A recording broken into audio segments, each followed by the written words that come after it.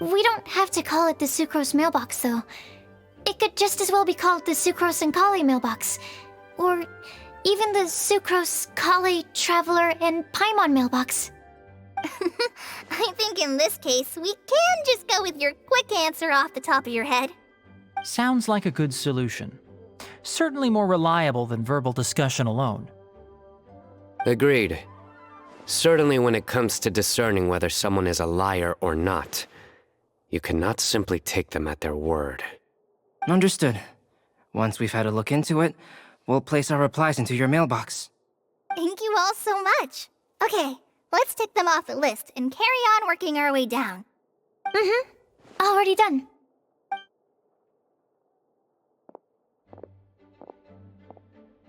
I'm pleasantly surprised to see those two introverts getting along so well. Do you get the feeling that Kale's return to Mondstadt has emboldened her more contrarian side? Yes, I'd noticed that too. Traveling and meeting old friends are both good for the body and soul. And isn't rediscovering one's youth while revisiting old haunts a worthwhile pursuit?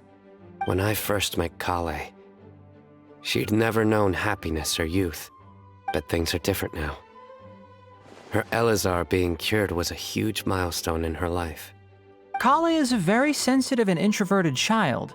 I'm sure you must have noticed that too, Albedo. From the time she's been in my care, I've observed that she's actually a very lively character by nature. But she had a very rough start in life, and it changed her.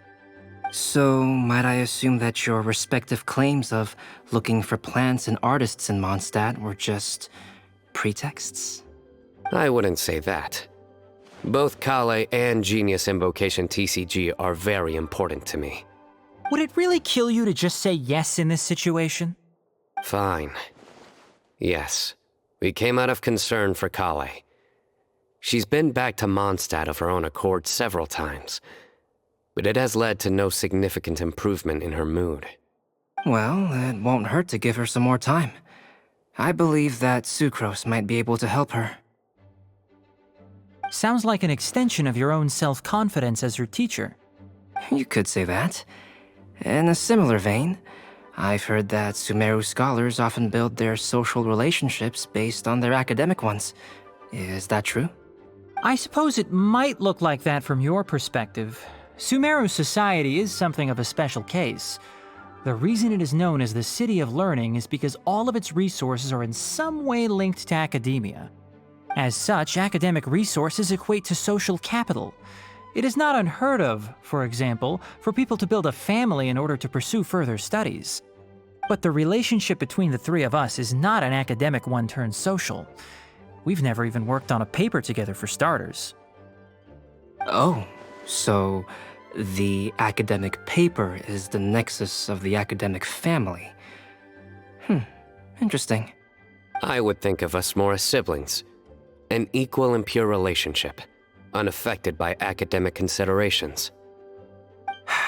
As much as I'd prefer not to admit it, that statement is not inaccurate. I can understand that position. I have a younger sister myself, and it's only natural for me to be protective of her. What you described fits the idea of a city of learning, as I imagine it. The family is where all social relationships intersect. As such, a family founded on common goals may actually be more stable. By the way, who's the eldest between you? Let's not go down this rabbit hole, please. In terms of age, I'm the eldest, of course.